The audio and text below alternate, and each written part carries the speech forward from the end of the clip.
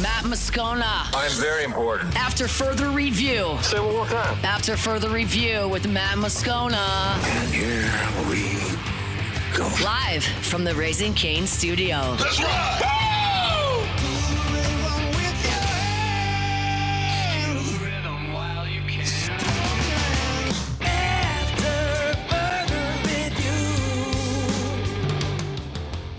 Off and running, hour number 2 after further review here on a Tuesday, presented by Sunshine, your hometown John Deere dealer in Louisiana. Musso in for Moscona. Scone in transit to Super Bowl 60, where he'll be broadcasting live from Radio Row for the remainder of the week. He is back tomorrow with some great coverage, counting you down to the big game, Super Bowl 60, Patriots and Seahawks, a game we saw back in 2014.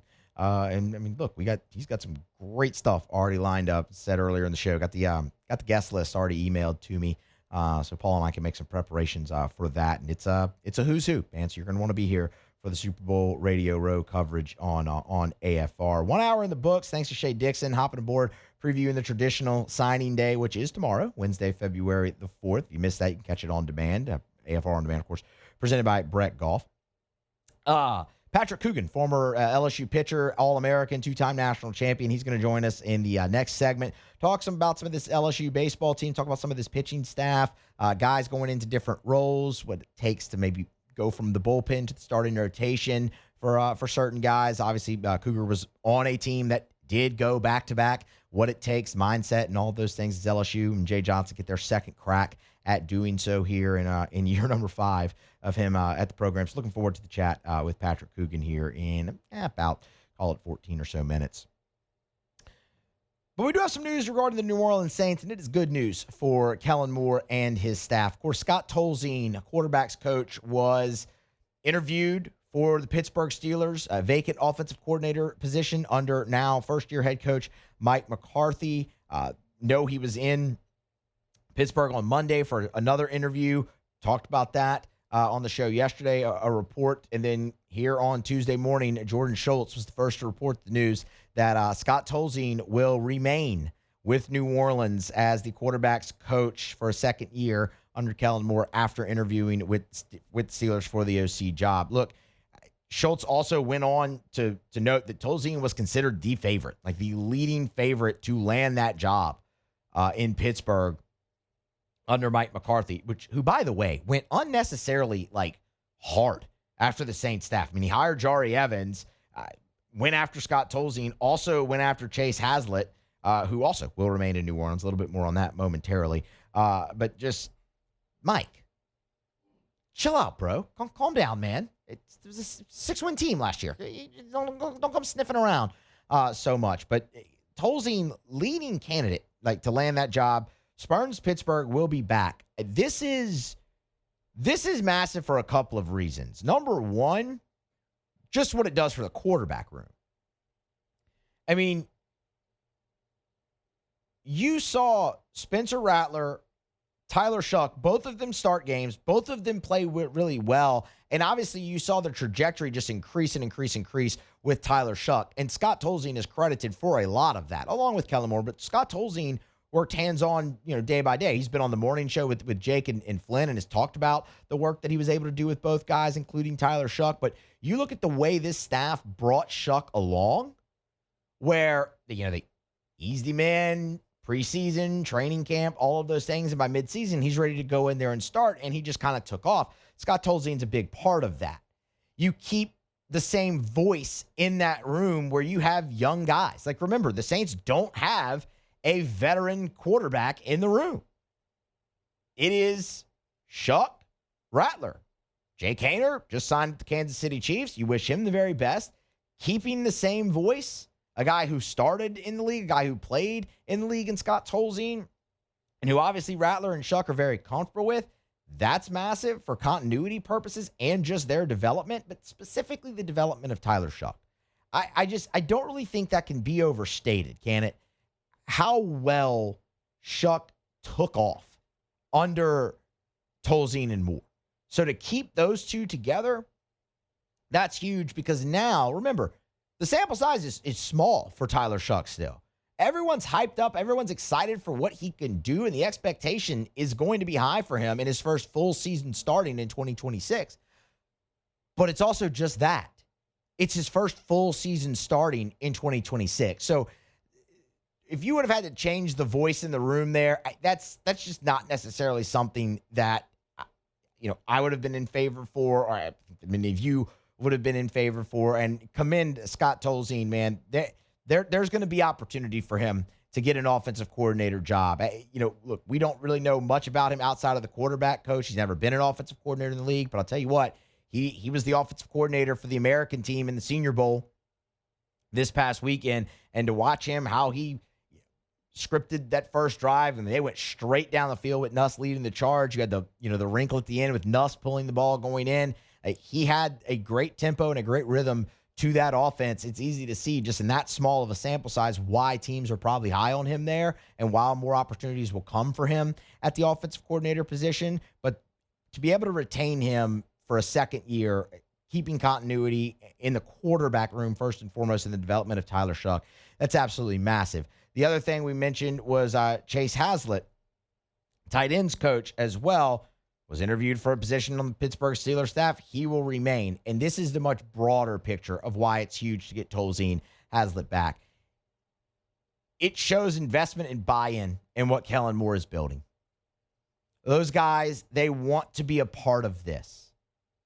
You have an opportunity, and in Tolzien's case, to take a promotion and go work for a Super Bowl winning head coach in Mike McCarthy. And a guy, while, it ended pretty poorly, I guess, in Dallas, he won a lot of games with the Dallas Cowboys. And again, a Super Bowl with Green Bay. I mean, that's a guy you could really go learn under, but they said, no, we don't need that. We're going to stay with Kellen Moore. We're going to stay in New Orleans. We're going to be a part of what is building down there in the Big Easy, where you saw the run this team went on at the end. And the schedule lightened up, and that's fine. You were also playing Bucks and Panthers, who were competing for a division and a playoff spot, and you beat them both. The optimism is at an all-time high given the last 5 years of this organization. So to see guys like Scott Tolzien, like Chase Hazlitt, who, is obviously very familiar with the organization. His father was the head coach. But to see them buy in, double down, and stay with Kellen Moore and want to be a part of what is building in New Orleans, which is hopefully a contender in the division next year and a potential for a division win and a playoff spot, let's just put those cards out on the table. You saw a lot of young guys play and play well, headed up by Tyler Shuck and Kelvin Banks. You have another draft class coming in. You'll have capital and money to spend in free agency. I don't think that's an unrealistic expectation. You still play a fourth-place schedule.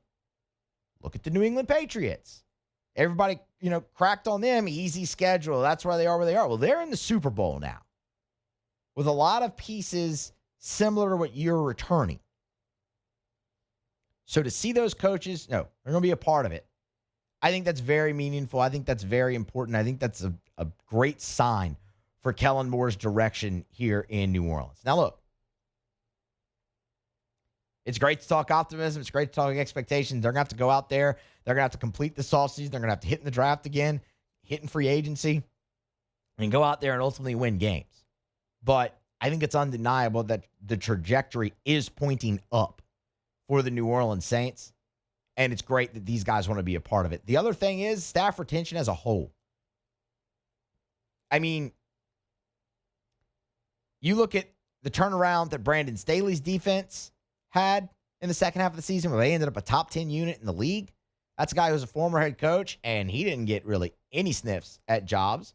Those will come with the continued success from him. But you get to bring Brandon Staley back, Tolzien, Hazlitt. You go through this whole deal, the whole offseason, with the run you made, and you only lose Jari Evans.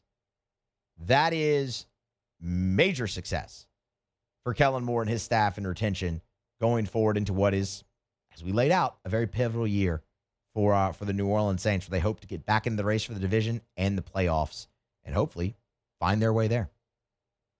After further review, powered by Sunshine, your hometown John Deere dealer in Louisiana.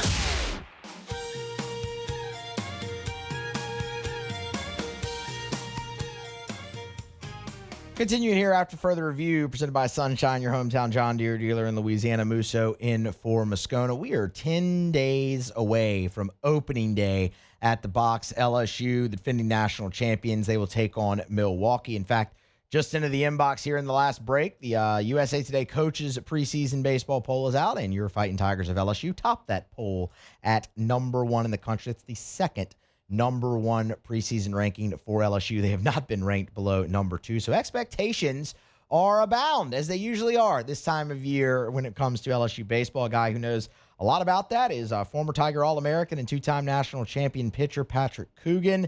Joins the show now. Cougar, we appreciate the time, man. How are you? Lou, it's great to be here. It's the beginning of February. I'm looking at a baseball field right now, getting ready for a practice.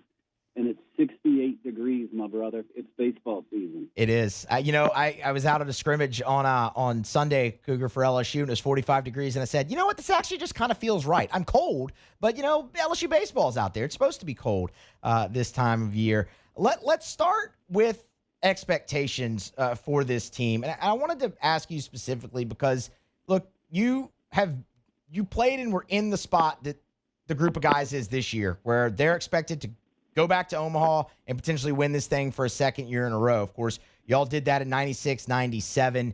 Just kind of take me into the mindset of a player and what you need to do in order to have a chance to accomplish back-to-back national championships. Well, when you win one, and you feel like you've got a pretty good squad coming back the next year, you know nothing else but to expect to win it again. I mean, you get that mojo going in that previous season, and you kind of have that feeling of invincibility, right? And so that permeates through the off season and the work that you're putting in, and that expectation kind of bleeds into the guys that come into the program. They get that feeling from the existing team, the returning players from the previous season, and then that expectation just grows in that clubhouse throughout the fall and the spring entering that season. So our 97 team was a little bit different from the standpoint of we lost pretty much the whole nucleus of that 96 team, right? Outside of Furness and Kerner returning, we had a bunch of new guys, and we weren't sure what their names were, who they were, and how they were going to respond when the lights came on. So it's a little bit different this year because there's so many guys returning, so many key guys returning, and then the depth that they've added. And I don't just mean guys that are going to fill in, but guys that are going to contribute on a regular basis. This team has the looks of something special, just at least from the paper standpoint, right? It's and of course, you just mentioned it, another preseason number 1 ranking. Yeah. So they're number 1, number 2 everywhere, and so expectations are high, and that's what you expect when you come to LSU. So, you sign up for it, and, hey, let's strap it on and go play. A question everybody's been asking. I know I've been asked about it. I did a segment on this show about it last week. I've done a podcast on it, and I'll ask you, why is LSU better positioned this time around than they were in 2024 to potentially win it all again? Because this is, Jay's just had so much success in such a short time. This is the second opportunity the man's had in 5 years to win back-to-back national championships. Why might this one be different? I think part of it is, more buy-in now to the program, and not to say that they weren't bought in previously, but when you got 2 championship rings, the whole program just emits confidence, right? And not only in each other, but in the coaching staff. And they saw what that coaching staff went through last year and kind of tinkered and prodded and kind of willed that lineup to mold into that final, 12, 15 guys that they could count on.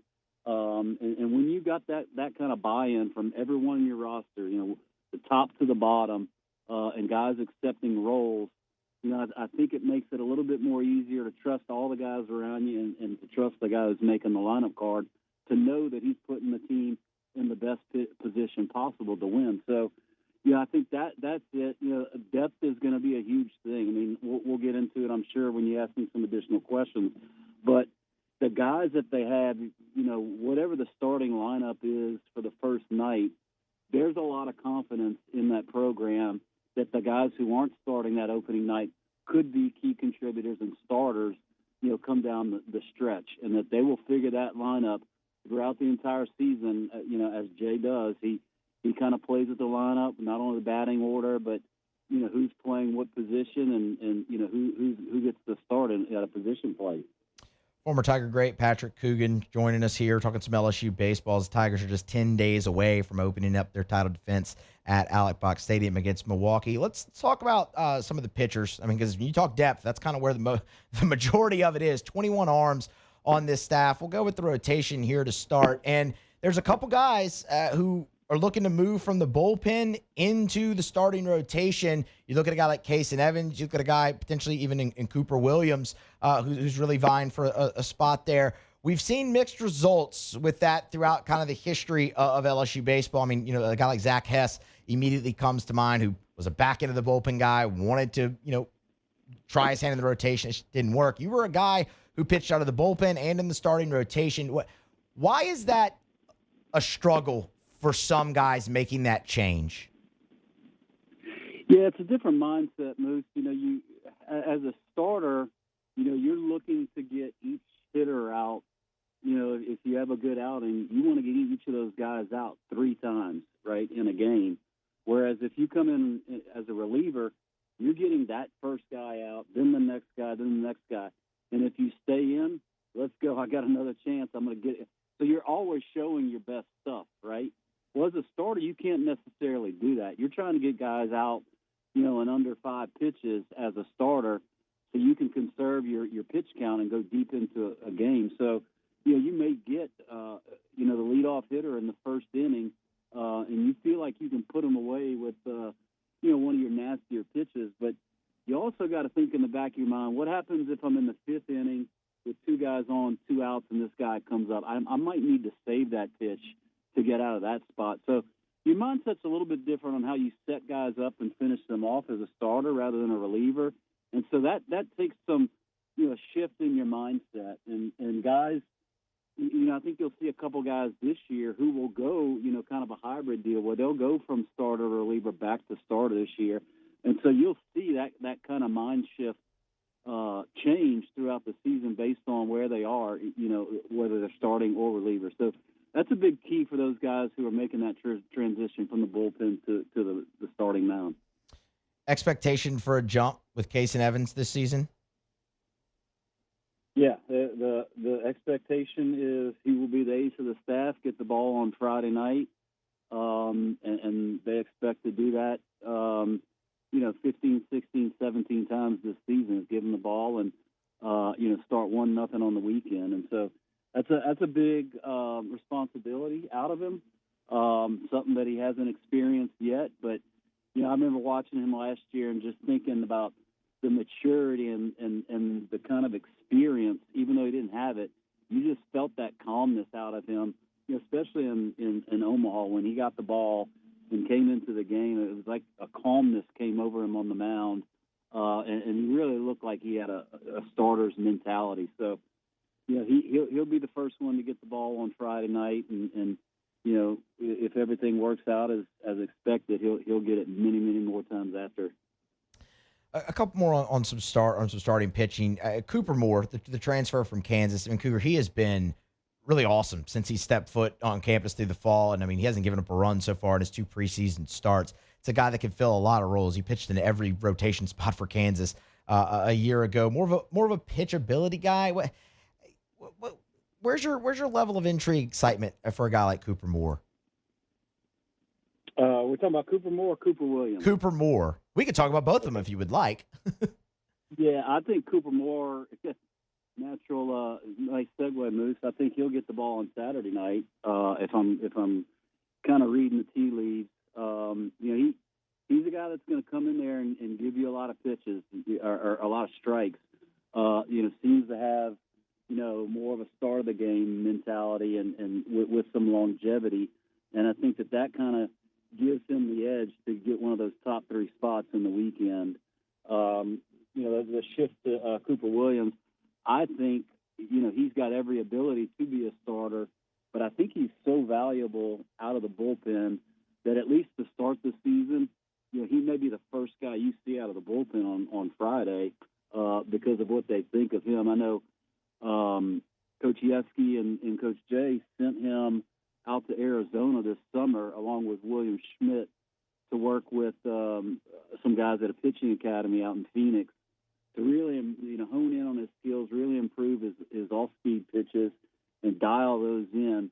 So I know there's an expectation for Cooper Williams to have a big impact, whether it be out of the bullpen, which I think he'll start in, or on as a starter later in the year.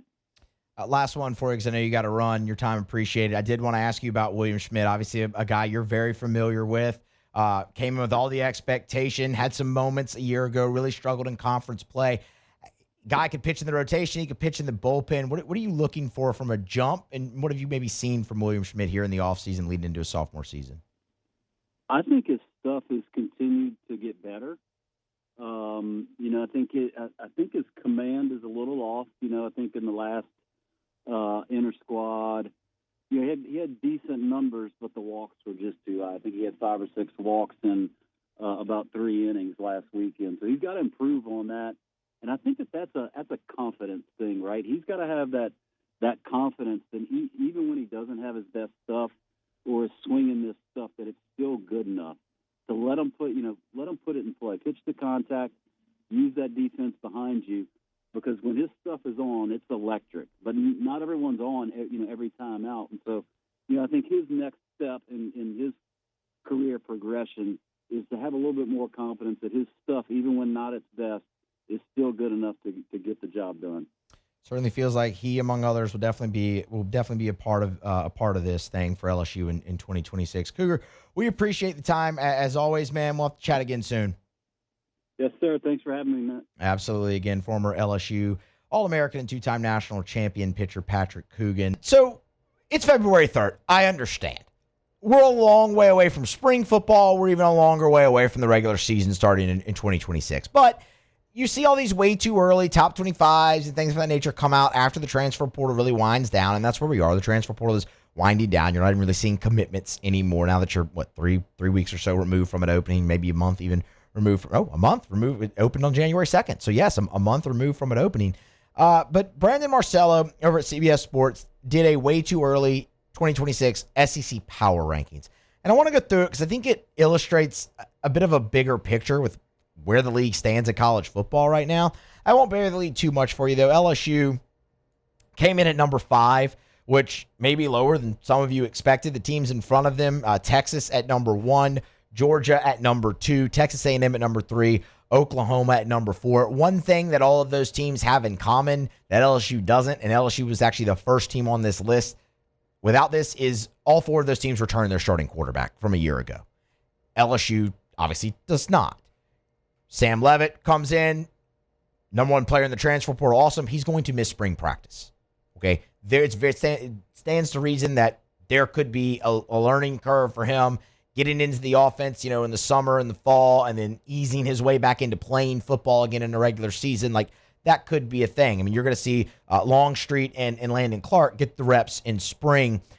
Brent Venables, his staff his team, I should say, returns John Mateer. Marcel Reed is back for Texas A&M. Gunnar Stockton is back for Georgia. Obviously, Arch Manning is back for Texas. So I really think that's probably one of the separating factors there. And then there's just a lot of unknown with LSU. Alabama was 6. Ole Miss was 7. Missouri 8. South Carolina 9. Florida 10.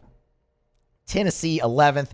Obviously, Tennessee and Ole Miss, still some uncertainty at their quarterback position as well, given waivers and court cases and all of that. Auburn was 12th. Kentucky made some noise in the transfer portal under first-year head coach Will Stein. 13th, Vandy post Diego Pavia came in at 14th. Arkansas and Mississippi State rounded it out at 15 and 16. One interesting thing to note, too, before I get into the bigger picture, Marcelo did say in his piece that his prediction is one of the teams in the bottom half finishes in the top 7. So when you look at the bottom half, that's South Carolina, Florida, Tennessee, Auburn, Kentucky, Vandy, Arkansas, and Mississippi State. I think the easy answer, at least for me, would be Tennessee. Given what happens with Joey Aguilar, if he's granted that extra year and he's able to come back, I think you would expect some improvements defensively from Tennessee, especially with Jim Knowles now leading the defense.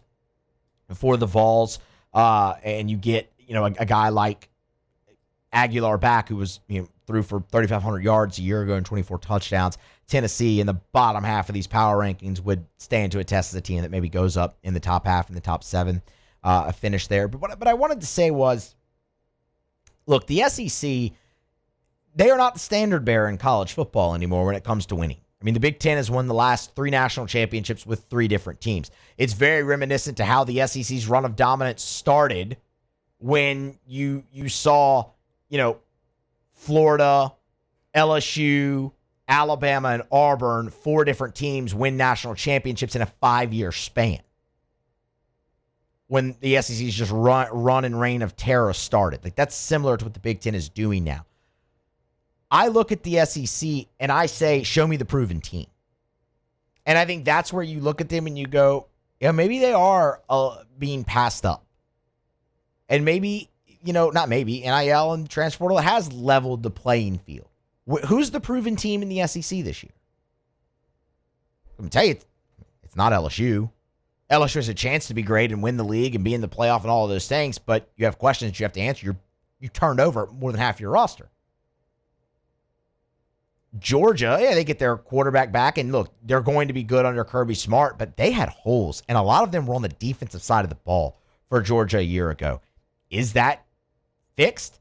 They had nary a pass rush a season ago.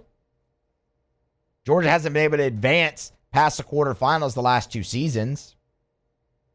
Texas? I think Texas, you look at them and you have the case for them most of all, but they're remaking their offensive line. You have a new defensive coordinator coming in Will Muschamp. Are they proven? I don't know. I'll tell you who it's not. It's not Texas A&M.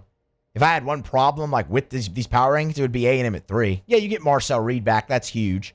But you're losing the majority of your offensive and defensive lines. You lost both coordinators, which is hard to replace. I understand Mike Elko has changed the narrative. He has changed expectation over there in College Station, and that's awesome. Good for him.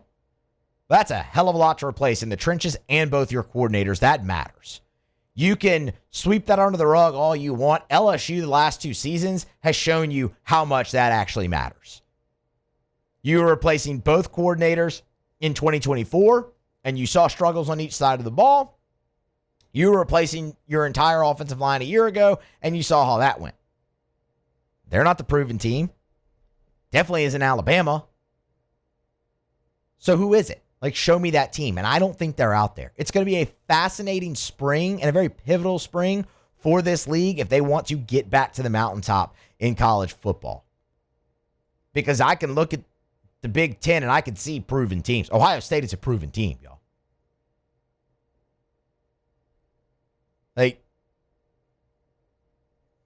Sure seems like Indiana's not going anywhere. And I don't see that proven team right now in the SEC. We'll get there. And you know what? Look, you'll see post-spring top 25s and post-spring power rankings. And the SEC will come together and you'll have the top of the league and it will rise and those teams will compete for a national championship. And hopefully LSU is one of them. But in terms of the proven team, they're not out there yet. One thing that is proven with the SEC is the talent level in this league remains at the top. And you'll see that in April's draft, and you'll see that with these teams coming together in spring and star players emerging, and that'll happen throughout the season. You will see that the talent level in the SEC is still tops. And that's what makes going to 9 games difficult, and the gauntlet and the depth of the league. That part, that has not changed. I don't care what propaganda anybody wants to sell you from the Big Ten or anywhere else in college football. The SEC is the deepest league in the country, talent-wise, and that's shown every Saturday. Nobody in the Big Ten, or at least at the top of the Big Ten, is worried when they see Rutgers pop up on the schedule or Northwestern pop up on the schedule. Vanderbilt just won 10 games. You saw Mississippi State take a heck of a jump under Jeff Lebby in year 2. South Carolina's a quarterback that many believe can be a first-rounder next year. The depth of the league still remains, but the proven team, that you're still on the search for. You're still on the search there, and that's what spring will play out. But it's just very interesting because I think the lack of that proven team even going into spring kind of tells you where the SEC stands in the greater landscape of college football now. And it's just not a position that many of us have been familiar with them being in for the last 2 decades. But here they are. We'll have plenty more, obviously, on that as we get closer to spring and as spring goes on. And we'll go around the conference and check in and do all those things and learn more and more about the teams. But it is a fascinating test case and a fascinating era of college football that we are living in. After further review, powered by Sunshine, your hometown John Deere dealer in Louisiana.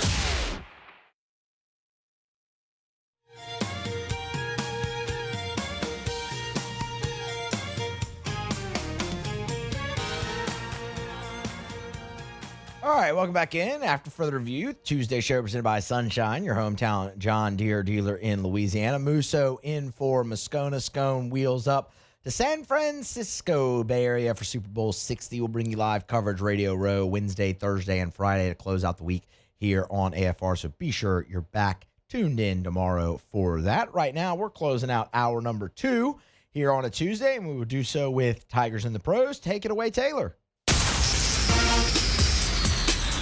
Tigers in the Pros. They still bleed purple and gold. They're just really rich now.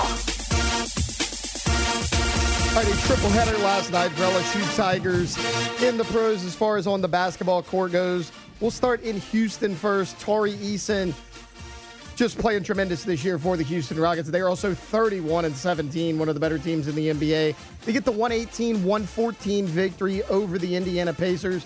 Tari Eason, 34 minutes, just 9 points, but pulled in 10 rebounds and played some solid defense as well. Had a block shot in that ball game.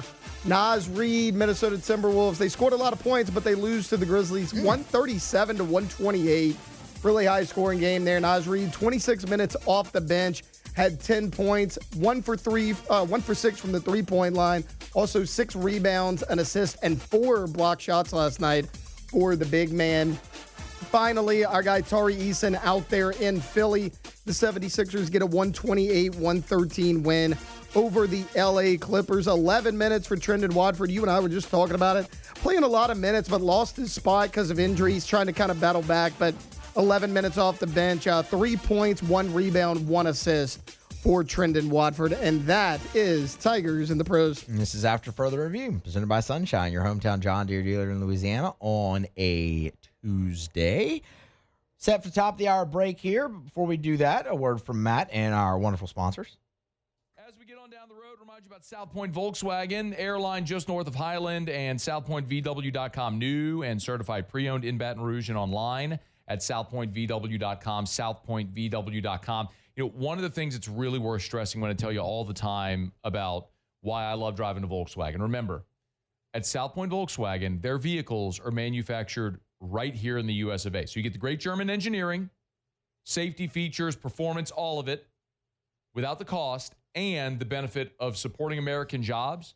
But even more importantly right now, as people talk about tariffs and rising costs and all that stuff, these vehicles are manufactured in the US of A, so you don't even have to worry about the tariffs and all that conversation. So another benefit of shopping at South Point Volkswagen, Louisiana's largest volume Volkswagen dealer, and they're awesome people as well.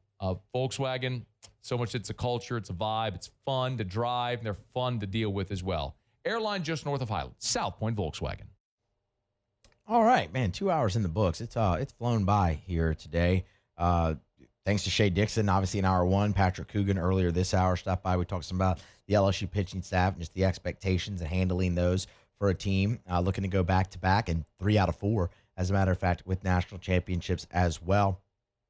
Going to be a lot of football in the final hour of the show. It was an interesting piece about the new SEC head coaches and the schedules that they face that I want to discuss, and I flat out disagree. Actually, with the piece itself and the college football playoff. They announced the dates for the playoff games and the bowl destinations earlier today for 2026 and 2027, and they're just horrible. We just continue to screw things up when it comes to that. So we'll talk a little bit about that in hour number 3 as well. And of course, Otter locks. 1-1 night for the Otter last night. Texas Tech had an opportunity on their home floor to get us the sweep, but just fell short. But we'll do all that in hour 2 next.